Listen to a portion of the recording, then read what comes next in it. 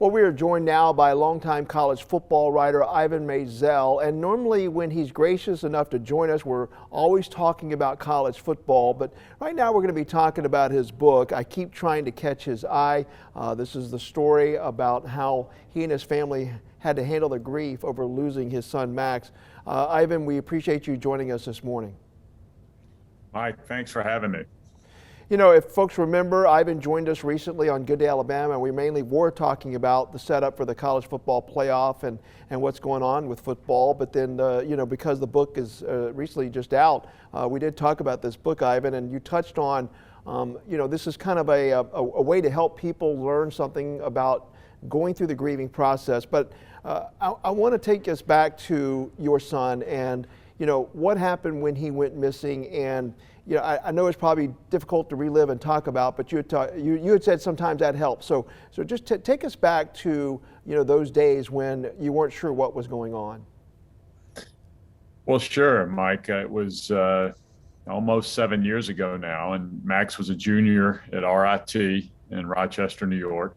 And he had been back at school about 5 weeks. We didn't know the depth to which he was struggling, and got a phone call one night that from a county sheriff that they had found Max's car in a parking lot at Lake Ontario, which Rochester borders on.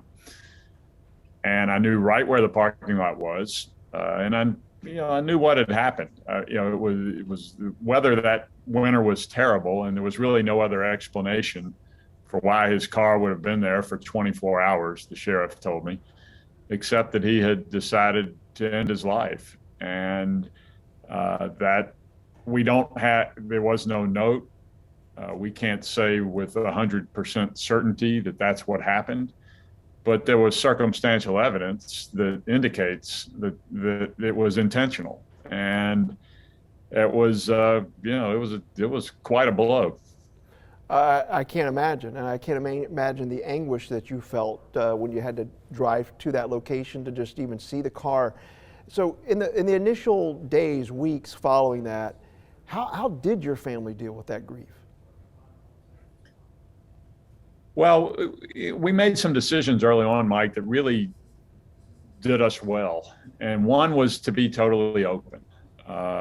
And that was partly for our selfish reasons. You know, I didn't want to have to remember who we decided we could tell everything to and who we decided we weren't going to tell everything to. It was all I could do in those early days, and everybody has grieved. And if you remember grieving, the first days are really difficult. Yeah. And I couldn't even make a complete sentence, you know, the first few days. And the last thing I wanted to have to do was remember who we had decided, you know, had full security clearance and who we were only going to tell this much to. And in the end, what difference did it make? You know, to me, it didn't make any sense. I didn't want, one of the main things, Mike, is that I didn't want anybody to interpret secrecy about how Max died as shame about how Max died. Right. He was sick. He was sick, and mental illness is an illness. Mm-hmm. And, you know, I think for my parents' generation, and in the years before I was born, in the middle of the 20th century, people didn't talk about cancer. And you kind of whispered it if you talked about it at all. Mm-hmm. And we brought the fight out into the open, and we've made, as a world community, have made incredible strides. And we're starting to do that with mental illness. We're just not quite there yet. Yeah, it's getting better, but as you mentioned, it's not quite there. As he was dealing with things, you know, maybe there were some signs, but you know, following his death, did you have some anger, some thoughts about, well, you know, and regrets? I should have done this, I should have done that, and how did you cope and process all that? Yeah, sure. I mean, I was angry at Max. I was angry at myself. But I finally just decided that, and again, it was sort of the analogy to cancer, that if he had had cancer and I had gotten angry about how, you know, I had treated something, I still would have understood that the cancer was going to overwhelm him. And I think in this case, his mental illness just overwhelmed him. And I thought it seemed illogical that there was something I could have done to stem that tide. I mean, anything more than what we as parents did. I mean, he was seeing a counselor. He was on medication.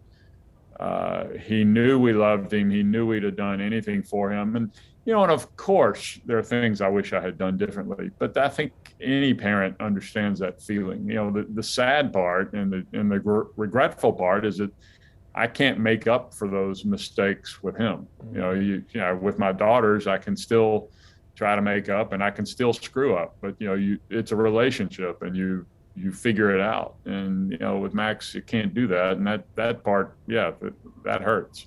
The title of the book, I keep trying to catch his eye. Tell me a little bit about that. So I don't know if you can see this photo is the wallpaper on my phone, and it's my two daughters are looking straight at the camera, and Max is, we lost it. And Max was looking up and away. And about 4 years ago, I was just looking at my phone one day, and I was like, "Come on, Max, look at me." So I keep trying to catch his eye. Now, I will tell you that the photo of the cover photo is a self-portrait. Max was a photography major, and he had a assignment to take a photo for an author photo for a book flap. Now that's what most kids would do. That's an author photo for a book flap. Max hated to have his picture taken. He loved taking pictures.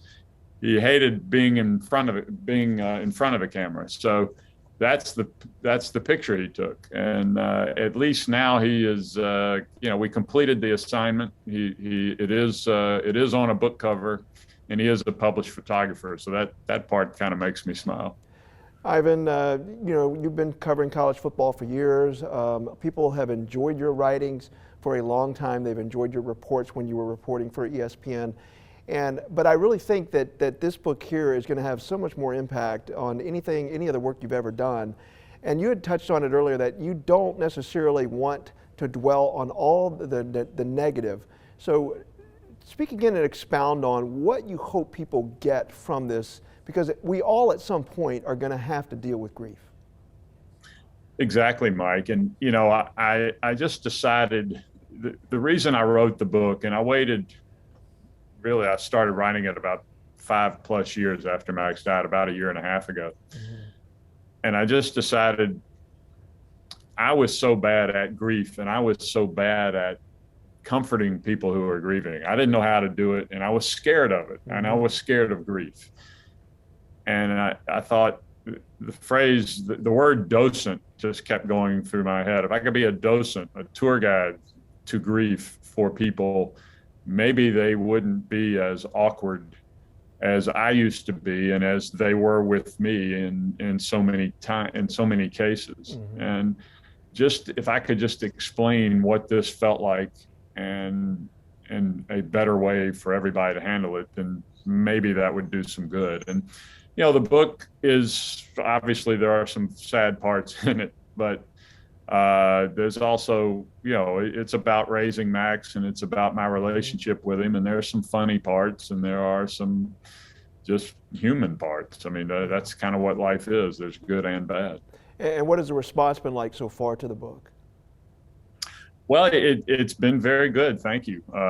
People, reviews have been kind, and people see the message, the central message about grief I wanted to get across, Mike, is that grief is love. And that's why you don't need to be afraid of it. It's just the form that your love takes after you lose the person. And once I just sort of realized that one day. And once I realized that, it made the burden of carrying the grief easier, because you just, I'm still carrying the grief. You carry it as long as you live. But that message that grief is love really seems to resonate with people, and it really helped me. And have you heard from any individual folks yet? I know the book's kind of fresh, really just out in this fall, but have you already heard back from somebody who said, this really helped me? Oh yeah, sure.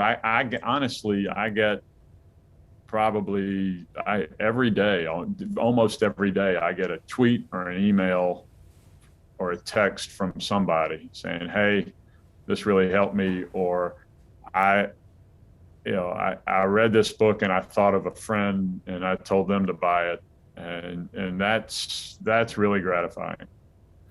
Well, the book is called "I Keep Trying to Catch His Eye" by Ivan Maisel. You can find it really anywhere you buy your books. And best of luck to this book, Ivan. I think it's a great thing. And our continued thoughts and prayers to you and your family, though, still on your loss. Thank you, Mike. I really appreciate it. All right.